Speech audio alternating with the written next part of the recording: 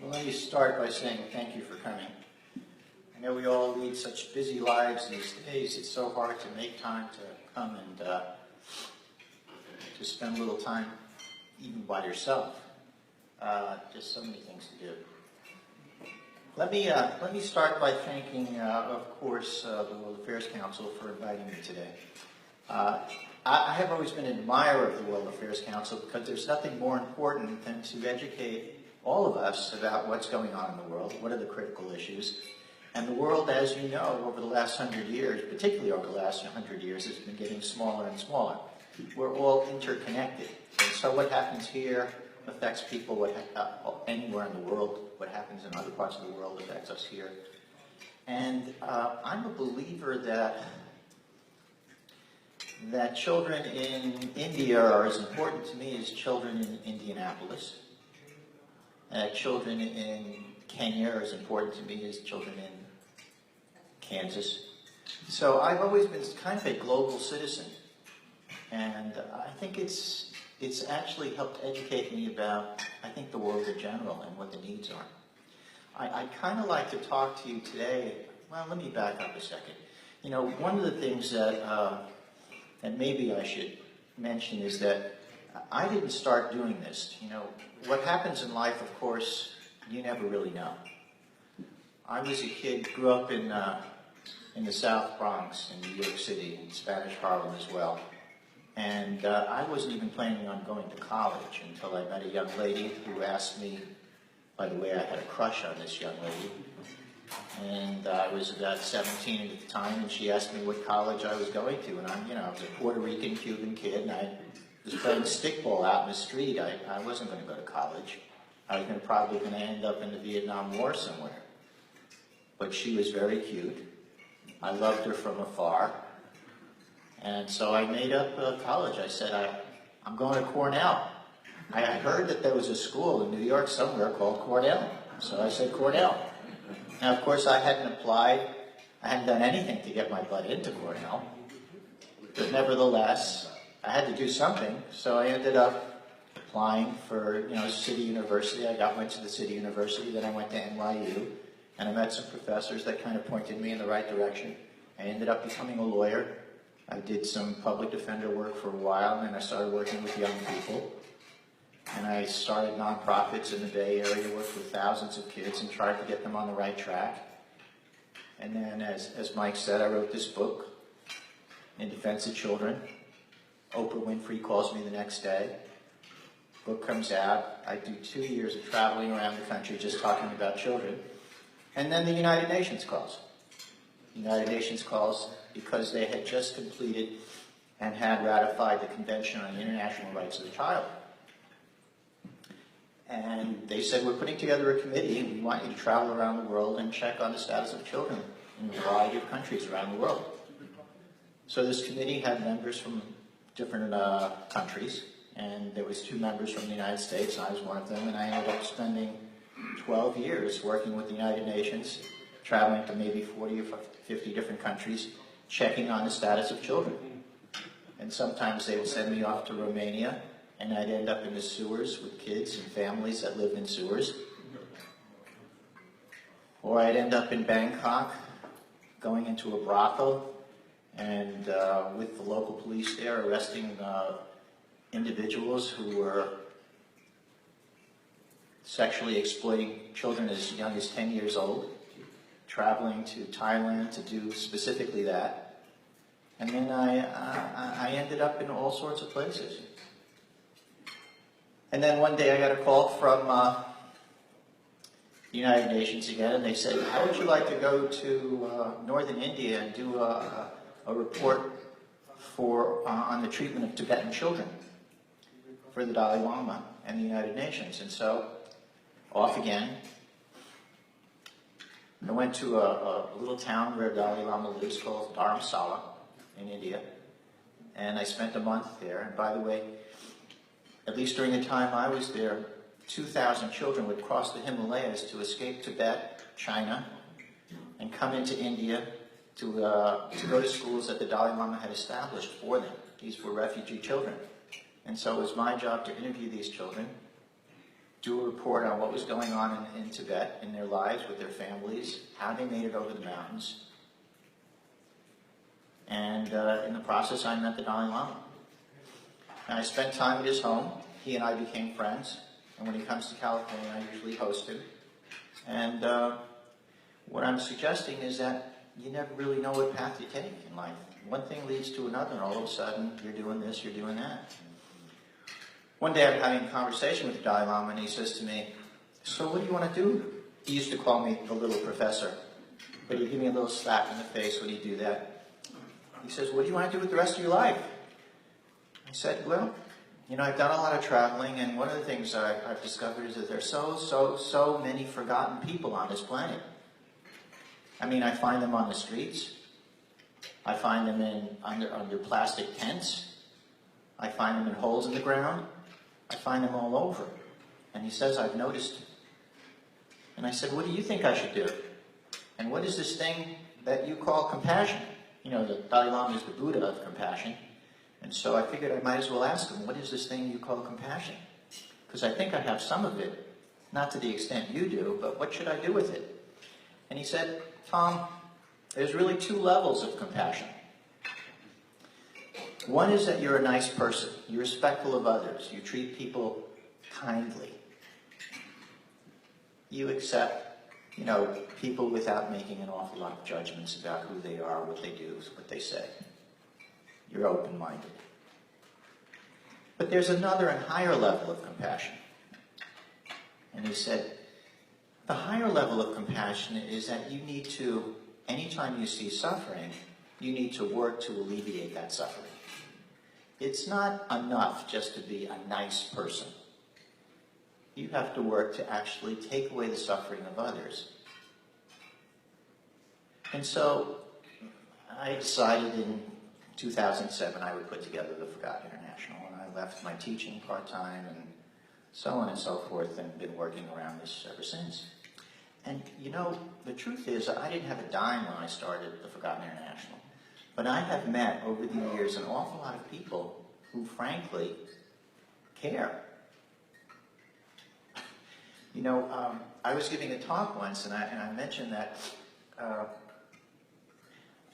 we travel all over the world to help impoverished organizations. We essentially help the Mother Teresas of the world, individuals who work on the ground with the poorest of the poor, and they do work very, very hard all the time to get people out of poverty. So I'm off to this school in Punjab area of India, and I go visit them. And it's kind of strange. They knew I was coming, and they all come out at the school, standing there, and there's like 20 people there waiting for me to come out of my Jeep, as if I was the Gates Foundation or something. All extremely kind to me. They all take me into their office. They give me crackers, and I don't drink tea in India, so they gave me Coke. You can get Coke almost anywhere, Coca-Cola. And I said, so after I looked over the school, I said, what do you guys need here? And they said, well, we haven't paid our teachers in 6 months. But they love their children and they come to work anyway.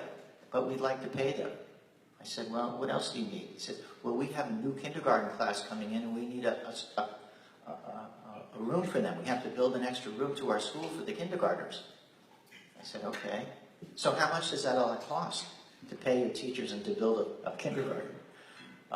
They said, would $1,000 US be too much? I said, with $1,000 you can pay your teachers and build a classroom? And they said, yes. And I made a deal with them and I said, I'm going to give you $1,000, but you have to promise me that more than 50% of your students here are going to be girls, because we very much believe in the education of girls. And so we cut a deal and I gave them $1,000. So I tell this story on occasion when I come back to the United States, and people are surprised you could do so much with $1,000 in India and of course many impoverished countries. And this woman came up to me after the talk, and she said, I want to help you do your work. And I said, oh, okay. So she sits down and writes me a check. She gives me a check for $2,500. And I said, this is very kind and generous of you. Thank you so much. And she said, you know, I would only buy another purse you could do so much more. And that's, what I'm saying is that I've been blessed to meet people that get it, that understand that they probably have more than they need, and it's so, so important to share your blessings with others. So, running the Forgotten International has not been an awful lot of work because of kind people that I've met along the way. And these days we have a staff of about 6 people. We work in 8 different countries. We give away a pretty sizable amount of money. We also send people abroad, young people, to work with organizations that need technical assistance. We also send supplies abroad. And we also write books and try to tell the world about, 1 in 6 people in the world that live on less than $1 a day. So that's a little background, but let me, I decided to title this talk, What Everybody Should Know About Global Poverty. And so I wanted to at least mention a couple of things that might surprise you, but may not. I get the sense that there are a lot of people here that have done international travel, that have done poverty-related work, that have seen and been to places that really take your heart away. But nevertheless, let me mention a few things.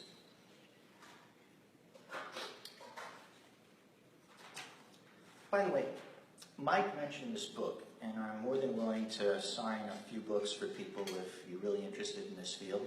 I'll give you a book, and if you decide to get on our website and send us a little contribution, that would be nice, but no need. I brought at least 6 copies, so if anybody wants a book, just see me after my talk. The one thing I wanted to start with is, I wanted to address the question, okay, how do we define this thing called poverty? Now, of course, if you ask a sociologist, or a priest, or a philosopher, or even some government bureaucrats, they might come up with a different definition of what poverty is. At least in terms of economic terms, we have in the United States the poverty line, which you may know that if you're a family of 2 now, the poverty line is now at $16,000 a year. If you're making less than that, family of 2, you're considered impoverished. If you're a family of 4, it's now $24,000. So what does that mean in the United States? That means you might be eligible for some governmental benefits. It might be that you're considered poor in terms of, population statistics. There are now 43 million people who live under the poverty level in the United States. Many of them are, of course, children. About 16, 17 million of them are children. So that's one way of thinking of poverty. But if you do global work like I do, there's really 3 different kinds of poverty. One is what we call relative poverty. Relative poverty means that you're poorer than your neighbor. You're the poorest person in your family. You're poor as related to your group, your neighborhood, your friends. So if you're relatively poor, that doesn't necessarily mean you're poor in the real sense, but you're poor when compared to other people, or, your reference group. Then there's something called moderate poverty. Has anyone, I suspect some of you have seen the movie Slumdog Millionaires. Okay, so part of that movie captures the lives of individuals that live in this very large slum in Mumbai, India. Now, that slum is one of the biggest slums in the world. There are a little over 1 million people that live in that slum. By the way, does anyone know where the biggest slum in the world might be? I would say Cairo. Mexico City. 4 million people live in that slum. So it's huge. Nevertheless, if you capture some of the visual in Slumdog Millionaire of those individuals that live in that slum, they're considered moderately poor. They're moderately poor because they generally make somewhere between $2 and $5 a day. They often pay rent in the places that they live in, somewhere between $2 and $80 a month. They sometimes have electricity, which they pretty much sliced and cut some wires and take from the city. They sometimes have a television, an old beat-up TV, and in some cases they even have a bicycle or a scooter. and they have enough money to send their kids to school. Moderately poor. And then what we call the extreme poor. And what I capture in the book are really the lives of those who are extremely poor. And extremely poor doesn't necessarily mean that you're making a certain amount of money.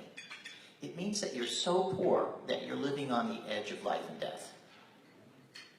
That means you don't have access to medical care, you don't have access to an education, you don't have access to even clean water.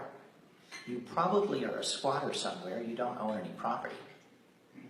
And if anything goes wrong in your life, for example, the breadwinner in your family is killed or dies of a disease, or if a famine comes along, or if a war breaks out, or if you're displaced for some reason, there's a very, very good chance that you'll die because you live on the edge of life and death. That's how poor you are. Let me give you an example of how that works. By the way, of the 2.5 billion people on this planet that are extremely poor, 55% of them are subsistence farmers. So let's take a subsistence farmer in Africa. Most of them, by the way, are women. If you have a woman who's a subsistence farmer in Africa and she has a goat, and the goat dies, that's the goat that she would have used to give her children some milk. And if there was extra milk, she would sell that milk to some neighbors. It's also the goat that she would have used in case there was a famine and there wasn't any crops growing. She could sell that goat and at least keep her family above water. So if the goat dies, it starts her whole family spiraling downward. And before she knows it, she'll lose her property, she'll have nothing, the kids will go hungry, and 1 or 2 or 3 may die. That's how close she lives to life and death. It can all, it's all about a goat, frankly, or a cow. So many people live on the edge of life and death. And that's kind of how it works. And those are the kinds of people that we kind of captured in our book. Now, how much poverty is there really in the world? Now, if we look at the number of people that live on less than $1 a day, that's 1.2 billion people. 1.2 billion people live on less than $1 a day. But even that, and that's almost 1 in 6 people. But even that doesn't surprise me as much as how many people live on less than $2 a day. Because that would be 2.3 billion people. And that's a third of all of the people that live in the world live on less than $2 a day. So that's amazing. Where do the poorest people in the world live? Any quick guess? India.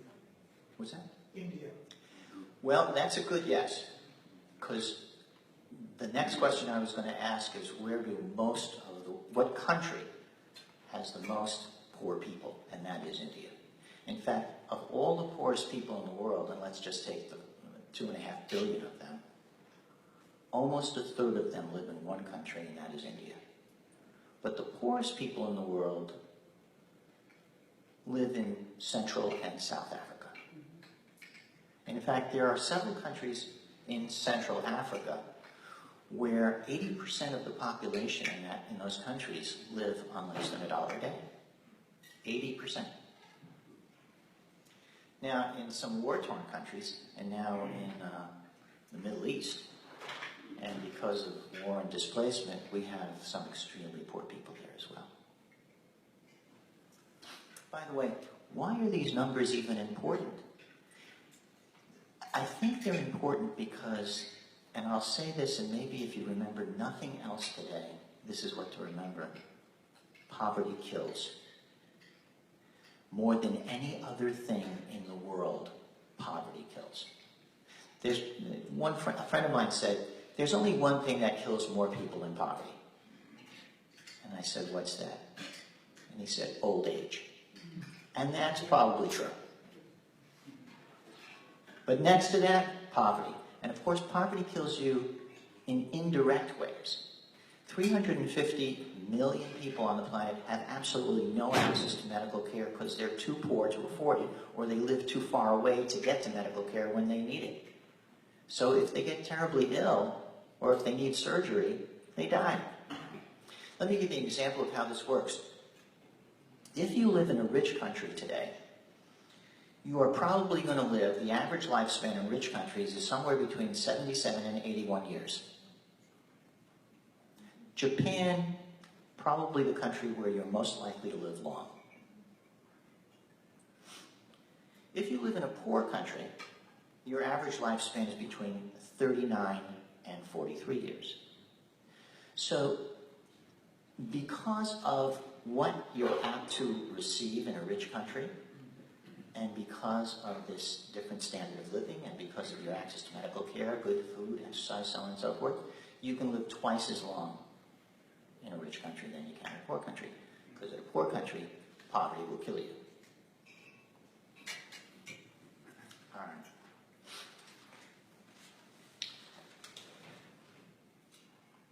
Let me mention a few other things, and then there's a few things that I want to talk about.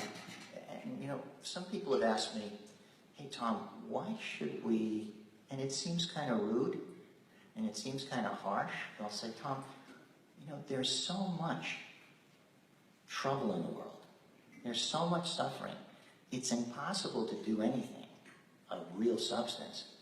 Frankly, we have enough to do to get through our own lives. Why should we really care? Why do I need to hear all this? And I do want to address that question a little later. But until I get there, please know this as well.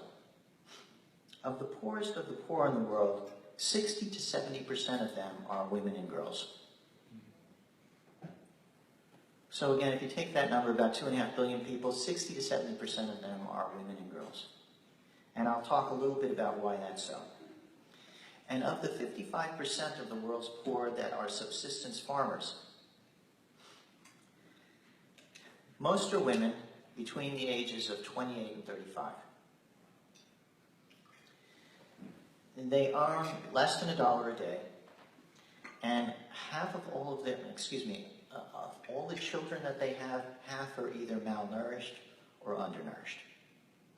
And the reason for that is global warming, displacement, and in fact, crops aren't always available any time of the year, so they run out of money and the kids don't eat for several months if the crops aren't growing. So a lot of the children are bloated, a lot of the children are stunted, and this is a major problem in parts of Africa.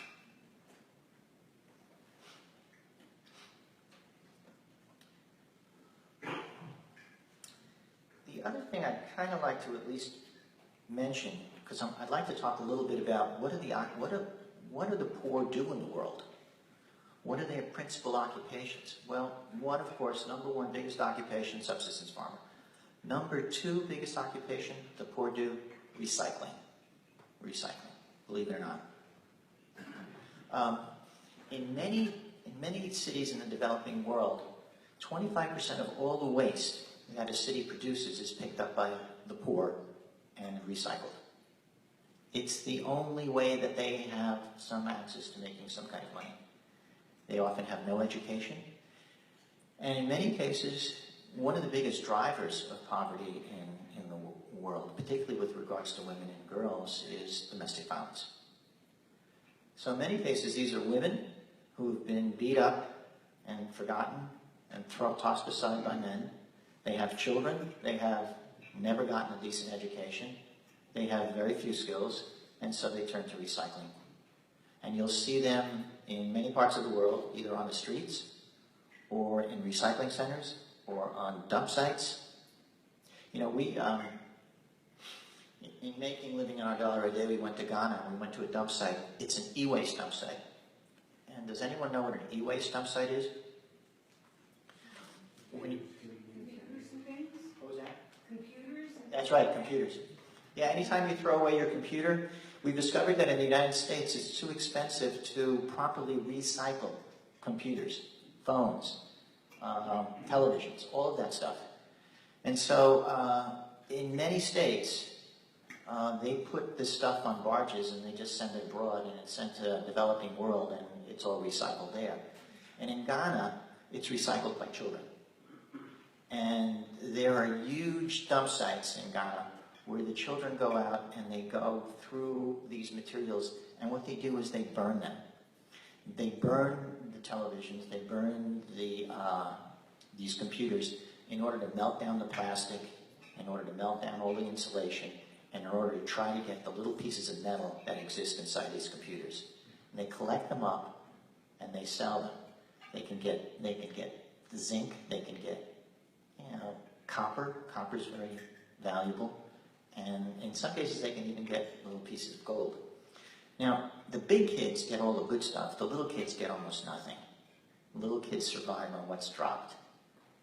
And we went into a dump site and we grabbed up some of these kids and we saw what they were doing, and they were filthy. They were filthy because when they burn off these materials, it all gets in their lungs. And they live in this cloud of toxic wastes. And it's what some children are forced to do because they have no options in life. No education. They've been abandoned. They're throwaway kids. And if we left those kids there, they'd probably die before they're 20 years old. So we grabbed up some of these kids.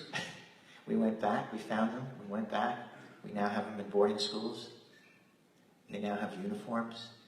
They've gotten tutors. They are getting an education. They have sneakers. They have soccer balls.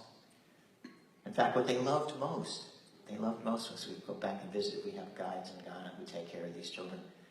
And what they love most is the cafeteria. So when we come across things like that, my foundation tries to save some kids that are going to die unless we do something.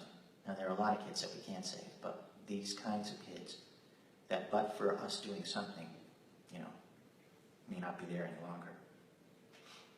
Another job that the poor do is they live off the waterways of the world. They fish. 40 million of the world's poorest people just fish rivers. They fish streams, they fish the ocean. And whatever they catch, at least the excess of what they catch, they sell. Now, they take care of themselves that way, but they also feed 200 million people from what they catch. But it's a job that the poor do because, it's easy in terms of they live on their boats, they go out and fish, so on and so forth. They also do construction, they do begging. I mean, you've seen this. They do mining, they do sex work. It's all stuff we capture in our book, what they do. And of course, they create their own jobs. It's the informal economy. And that's what they have to do because particularly women need a flexible schedule because they're often raising the children. Women are terribly impoverished largely because they do a lot of work that's unpaid. They take care of children, they go out and gather water, they bathe children, they do all the cooking, so on and so forth. None of that is paid work. They spend twice as much time as men doing unpaid work. And since they're needed bringing up and taking care of the family or watching the children, they often cannot get a job in the formal economy, so they have to work in the informal economy, and then they make up their own jobs. They may sell stuff on the streets. We met a woman in Peru who was a bus singer. She entered a bus and she started singing, and that's the way she begged. It was a captured audience. They couldn't get off the bus. So she gets pennies for doing that, and then she goes home and tries to feed her 3 children. And that's her life. How many have been to India? So there you'll see people on the street selling all sorts of things, including giving you a haircut, picking the wax out of your ears, all sorts of stuff. Whatever needs to be done, they'll do it to try to survive.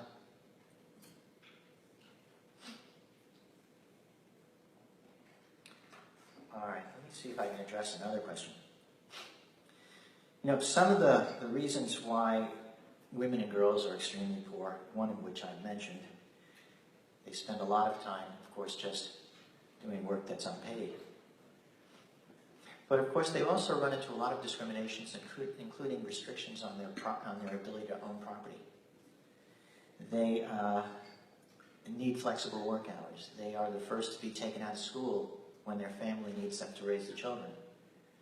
And you know, we discovered that in many of the schools we visit, a lot of the girls drop out of school because there's no privacy. In many of the schools, the bathroom is simply a couple of holes in the ground in the back of the school. And when a girl needs to go to the bathroom, the boys tease her. And so she holds it till she gets home, or she doesn't go to the bathroom at all and gets sick, or she'll run out to the field, and that's risky. Or it's even worse when they get a little older and they start having their periods. Then what do? And then again, many of these girls will drop out of school specifically for that reason, because they don't have, you know, the same kind of products that young girls would have here. And when they're teased, they're harassed at school. So it's one of our challenges. How do we keep our girls in school? And we have to provide them supplies. We have to build them bathrooms that are safe and private. And that's one of the ways. And we even, you know, when we run into a family who says, I need my girl at home because they have to help their mother cook or they have to watch the other kids, then we'll provide them with a stipend to make sure that girl finishes high school. So a lot of the discrimination that girls face even starts even before they're born. And of course with selective abortions, infanticide of girls, and of course in Asia, in Southeast Asia, and in particular in China and some of those countries, there's an incredible disproportionate number of girls versus boys. And for the last, you know, particularly, this is largely the fault of the China one-child rule. But there are now, and you can look this up, there are now, if you look at that area of the world, the statisticians have suggested that there are 180 million missing women. Women that never got started in life. They were aborted as young children, and now there's incredible disproportion there. And there's not enough women for men to marry, and men are now going off and doing other things, trying to deal with this lack of women. And it's largely because of the discrimination that existed in that area of the world and continues to exist. There's also dowries. There's also problems with girls being sent off and married while they were, you know, 14, 13, 12 years old. So all sorts of additional problems that women face in this world that are disastrous in terms of their economics. And that's why we place them first in the people that we help. All right. I know there's going to be some questions, so I do want to get to some of these other areas. And the question I want to address is, why should we care? You know, I think there are 4 reasons why we should care about the world's poor. The first reason is, I think, morality. And I think if you look at almost every religion, if not every religion in the world, you'll see that one of its doctrines is that we care for others less fortunate than ourselves. And if you look at the heroes that we've had in the world, people that we've always looked up to, they've always been compassionate, giving people, people that care for other people. Gandhi, Mother Teresa, Martin Luther King, Jesus Christ. So if you want to be a good person, I think you have to care for others. You know, a lot of us spend an awful lot of time building up our resumes, but not working on our character. And at the end of the day, if you want something nice written on your tombstone, you got to help other people. You got it. Now, there's kind of another issue that comes up with regards to morality. And that is, there's an incredible disproportion of wealth in this world. The last figures I saw, and I look at them occasionally, but there was 1,645 billionaires on this planet. 1,645 billionaires in this planet. Of that number, 492 of them live in the United States. That's a little over 30%. At the same time, we have about 5% of the world's population. So we have a disproportionate number of billionaires. And there are reasons for that, but it doesn't matter. Just for sake of curiosity, of the 1,445 billionaires in the world, 172 of them are women. 172. And of the 172, 140 of those women inherited their wealth. Only 32 of them have made their wealth. Now, what troubles me about this is that the most recent reports, now, again, the statisticians have worked this out, the 80 richest people in the world, control or have as much money as half of the population of the world.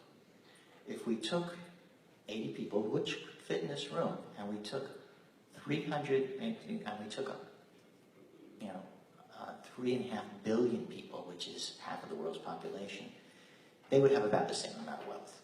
The poorest people versus the richest people, 80 people would be the equivalent. So that's quite troubling. Why do we divide up the world's wealth in this kind of way? Is that fair? Can we transfer some of this wealth? You know, the richest person in India, I think he's worth about $32 billion. His name is Mukesh Ambani. If you look him up, you'll see that he recently purchased for himself the world's most expensive private residence. It's a building that's 27 stories high. He has a garage for 160 cars. He has all sorts of spas and things in his home. And I was doing a report with NPR on his wealth, and was traveling with some people from NPR in India. And I said, let's do an additional story. And so the additional story was we walked about 2 miles away, and we came across this gentleman, lives relatively close to this giant castle of a home. And this gentleman was living on the street, and on one side of this little spot on the street were some bricks, and on the other side was some other bricks. And in the middle, he was a cobbler, and he would ask people if they needed their shoes repaired as they walked by, or he would clean them and he would repair them. And so we sat and talked to him, and we said, so how many people stop and help you each day, give you some work? And he said, maybe 2. And I said, how much do you charge them? He said, 5 rupees, which is not a lot of money. And then I said, well, what happens if nobody stops and helps you? What do? He says, I sleep here. And next day, maybe someone stopped. I said, well, what if nobody stops the next day? What do you eat? And he said, you see that tree? I go across the street, I climb the tree, I eat the leaves. So here's a man who lives relatively close to one of the richest men in India. Again, that vast difference is what I think is immoral. We don't need that kind of difference in the world. All right, so immorality is one reason. The second reason, I think, is everybody knows that those of us in life who have made it successful never made it on our own. There's always been somebody who's helped us, whether it's our parents, whether it's a teacher, whether it's a business partner, whether it's a neighbor, a relative. We've all had help from other people. And so for that reason alone, you have to give back. Because we've all stand on the shoulders of other people. And in fact, one of my favorite people in the world is Warren Buffett. I don't know if you've heard the story, but Bill Gates, not Bill Gates, Bill Clinton wrote a book not too long ago called Giving. And in the process of writing the book, he goes and interviews Warren Buffett. And he asks Warren Buffett, I understand you just gave the Bill Gates Foundation $30 billion. $30 billion. It's the largest gift ever given by an individual to someone else or another foundation. And Bill Clinton says, why would you do that? Why did you do that? And Warren Buffett says, you know, please don't make me a hero. I can live very easily on less than 1% of the money I have. All the rest is surplus. The real heroes in America are the people who will give up a meal to help someone else, or the firemen or the police officers that risk their lives every day. They're the real heroes. I've given up nothing that I need. I was lucky enough to be born in the right country at the right time and made some decisions that went right for me. But all of this, I don't need. It will help other people much better than it'll help me. So don't make me a hero. And then Bill Gates said, well, how about your family? Don't they feel a little bad that you've given away all the family money? And Warren Buffett said, you know, I have left with my children enough money that they can do anything they want, but not so much that they can do nothing at all. And that's kind of the way I feel. I mean, I wish I had Warren's Buffett's money, but it's kind of the way I feel. There's a lot of surplus that doesn't need to sit in people's bank accounts and do nothing at all. It can be used for a better purpose, and I think Warren Buffett came to that conclusion. The third reason that we need to help other people is simply that it's in our own best interest. To the extent that we can keep other people happy, we can keep them fed, we can convince them that there's some morality and equality in the world, that makes sense because it reduces tension, it reduces jealousy, it makes war less likely, and of course, that's in everybody's best interest. Finally, I think the last reason to help other people is simply because it feels good. You know, I'll tell you a final story that I kind of like. I've already mentioned that the Dalai Lama and I are friends. Sometimes when I go to India, he hears that I'm in the country and he says, come over. So I will go to his town, Dharamsala, and his secretaries will find me, and I will go and spend some time with them. And I guess about 7 years ago, I was in Dharamsala, and he called me up to his office, not really his office, his home, and he was taking audiences from all over the world. These are individuals that have asked to speak to the Dalai Lama, and they go into this room, and they chit-chat with His Holiness about this and that. It's actually not that difficult to meet the Dalai Lama. If you have at least some reason you want to talk to him, he will put you on his list, and he doesn't care if you're a prince or a pauper. He'll talk to anybody. So he said, come and I'm taking some audience, just come and sit and be with us. And so I went and sat with him, and I was kind of in the corner of the room. And this family came in from Mumbai, and you can tell they were quite wealthy. The gentleman was impeccably dressed. His wife had a lot of jewels.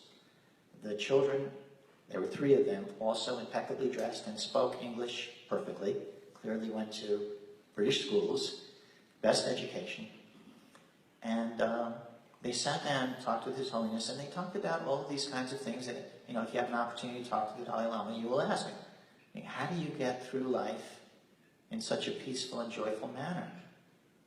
What is the meaning of life anyway? What is this thing they call Buddhism? What about meditation? Does it really help you? Is Buddhism a religion or a philosophy? So they kind of asked each other questions for quite some time, and at the end of about an hour, the conversation's coming to an end. The family stands up and they said to the Dalai Lama, "Would you do me one favor before we leave?" And the Dalai Lama said, "What is it?" And the gentleman and his family said, "Would you bless me and my family before we leave?" And I thought the Dalai Lama would say yes. I've seen him bless thousands of people. He's even blessed me every now and then. But this time he said, I really don't like to bless people. We've just had this conversation, and you've learned and I've learned that you and I have very similar lives. We have the same kind of problems, same kind of issues, the same kind of worries, the same kind of frustrations. All of these things come into our lives, and we just try to get through life the best way we can. We're just two simple human beings. It would be silly for me to bless you. You could bless me. It kind of noted the Dalai Lama's humility, and I think that's the one characteristic I think is probably the most admirable of all, humility. But then the Dalai Lama said, however, if you wish to feel blessed, please go back to Mumbai from where you've come and help all of those people in and around you who have so little and suffer so much, and in return, you'll feel blessed.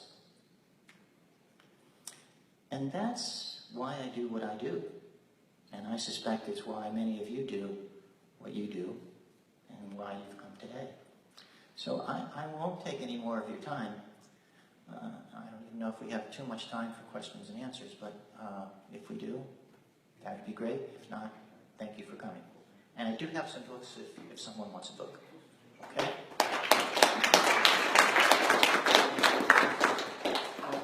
We don't have a microphone, so if you could raise your hand, and Tom, if you could, I think we have time for about 4 or 5 questions. Okay. So Tom, go ahead. People with their Why don't we go to the back first and work our way up? Thank you so much. First of all, thank you for an incredibly thoughtful speech. I'm sure that everyone in this room enjoyed this one. Thank you. Early on, you mentioned in that first story about the caveat that you had before investing in the school about at least 50% of the students being girls. I think that you'll probably share my belief in the importance of educating women and children, and that being one of the biggest indicators of poverty alleviation in a country. Sure. Do you still see a lot of pushback from these communities, and if so, what do you do to address that? Well, we do see some pushback, yes, and I was kind of hinting around that. Some of the families really feel that their girls have to be home. Some of the families have economic investment in these girls. Some of these girls are likely to be sold or married off. And in fact, if the girls are younger, the dowry is smaller. So there are a lot of issues that make it difficult to keep these girls in school. But, these schools need the money that we give them. And so they'll figure out a way to make this work. And in some cases, they fall slightly below the 50% mark. What we've discovered is that in the elementary school, they're up actually around 60% girls, or 65% girls. And then as the girls get older, it drops off. But, we've done the best we can to try to convince them to come up with strategies to keep the girls in school. And of course, if you can educate a girl, and if you can keep her in school, she's much less likely to get married young, much less likely to have many children, much more likely to be able to support her children when she is in fact older, and much less likely to become economically dependent on a man who might abuse her and take advantage of her, and in fact pull her out of any kind of possibility of making a living for herself. So it's one of the best strategies to alleviate poverty in the world is to educate and advance the economic interests of girls and young women. Okay. My name is Diane Cohen. I'm a psychotherapist. There's an author by the name of Nicholas Kristof who writes for the New York Times. And he wrote a wonderful book called Hack the Sky. boys and girls and how women are like guys as much as men. There's also like the life for my name is Malala. And there you go. Okay. So it starts with the government. How do you value your population? Okay. Are women less valued than men? Okay. And so I'm much older than you, and I have gone through a number of series of events. And I think you need to be able to read all you can and be aware of all you can to begin empowering women and men. And men, because men have got to understand that it takes two. There's an I and there's a we. And in this world, there is no we. Thank you. Question. Santosh. No, go ahead. Oh, Mike, you should help me with this. Santosh, I just a question. He's from India originally. Okay. I'm sorry. No, I'm not. That's a joke. Since you mentioned India, and I would say, we have a saying in India from Sanskrit called Vasudevam Kutumbakam. The whole world is one family. Okay. Having said that, I won't lecture, but I do have a question for you. Very unconventional. The compassion, going to the Greek, they say it's suffering with. When somebody is suffering, we are suffering with. And how do we demonstrate compassion is not a matter of giving money or arms, etc. So from that point of view, I do think that is one good strategy.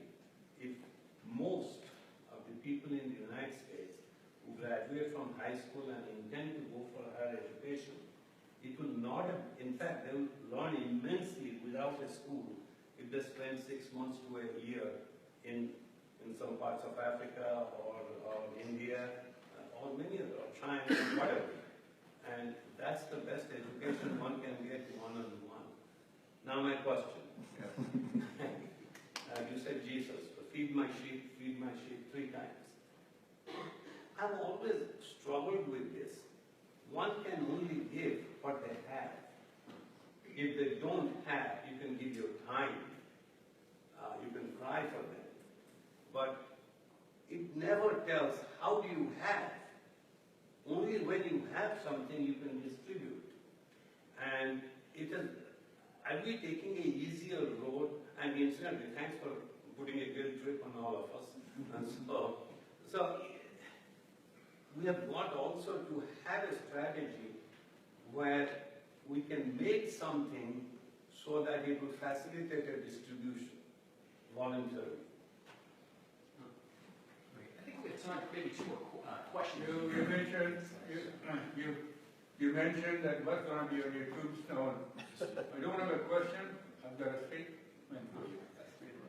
A poem by Albert Pike. What we have done for ourselves alone dies with us. What we do for others and the world remains and is immortal. What you're doing remains and is immortal. Thank you. That's very, I'll have to write that one down. Saeed, and then Michael, and then a quick question from Lonnie. Thank you for speaking with us. I was curious, your talk really illuminated the discussion around the world, and I'm curious, as someone who's concerned about similar issues, given your experience, how do you think it would be best productive for us Americans to gauge how we talk about poverty in our own country? Because it seems that it's a topic that is sometimes met, with frustration or condemnation or lack of hesitancy to discuss the topic, and how might we better do that?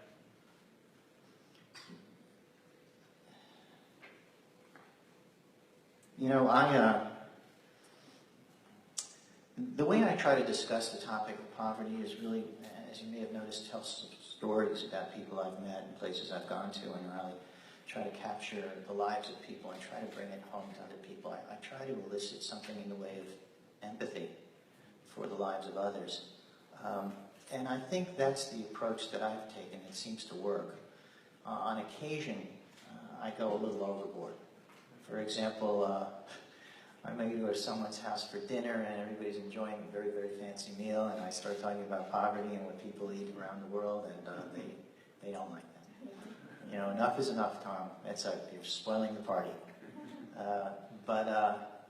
You know, usually people find out about the work I do and they approach me and they're interested, and it goes okay. The other thing I tell some of my students is, you know, even though I do a lot of global work, you don't have to travel around the world to find poverty. You can go around the block.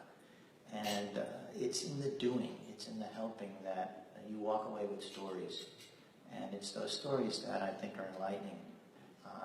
You know, there was a long time ago, there was a singer-songwriter, Harry Chapin, who used to give away about 80% of his money to world hunger. And his songs were always about stories. And he said to me one day, he said, Tom, you know, if you get through life and you don't have a story, you haven't had much of a life. And that's what you need to build in yourself. You know, if you're doing the same thing every day and you don't really like going to work, you're bored, you got to get out of that. You got to have a story at the end of the day. And if the story is about doing good, that's what life's about. That's what a meaningful life is about. And everybody should build for themselves a meaningful life. You want more, Mike? Okay, so we'll close the line with money, maybe we can check it afterwards. I'm the line of feed my sheep. We have a fella who lived here, Carl Karcher, built a restaurant chain, Carl's Jr. Oh, really? And as a Catholic, there was a lady called Dorothy Day who helped, you know, the Catholic worker redistribution on the charity soup kitchens and that. She's looked upon as a saint. Carl Karcher did 100,000 times, a million times more, because he gave the person the job to make a sandwich. He didn't give them a sandwich. The Dorothy Days of the world cannot do this without the businessmen and the merchants. These are the ones, different cultures have treated the businessmen and the merchant in different ways. Some cultures are far more successful than others don't get. And those billionaires, they're there because they gave something to someone. They sure did, yeah. And in fact, a lot of economists have said that even though we don't feel good about sweatshops in India and all the work that they do in India and in Bangladesh, and even though some people have problems with call centers where we've shipped off all of these jobs to India and people pick up the phone there, those kinds of jobs have probably lifted more people out of poverty than anything else in recent years. And so I'm certainly not against jobs and I'm not against capitalism. But when you got a lot in your pocket, you also got to give some away. Okay, I better get going. Tom, I just want to make this observation. I think it's true because I've been coming to these things for many years now. Whenever the audience has more statements to make than questions, that's a good sign they were listening to you. But more importantly, you've lit something inside of them and motivated them to think in terms of what they can do in some respect. So that's a very good sign that you gave a very good, heartfelt, and a very moving speech. We really appreciate it. I think maybe we'll have you again next time, another event, and we'll talk to Mike. Mike, there he is. We'll have you at another event, and maybe the national conference. I think this issue of poverty, global poverty, it's probably not decreasing as an issue, it's probably increasing in terms of the population, the dynamics, and now with the new administration and other issues in terms of free trade, perhaps being an issue around the world. It may impact some of these people in the lower paying countries. Anyway, we'd like to, on behalf of the World Affairs Council, just give you a small gift for our appreciation for your coming here today.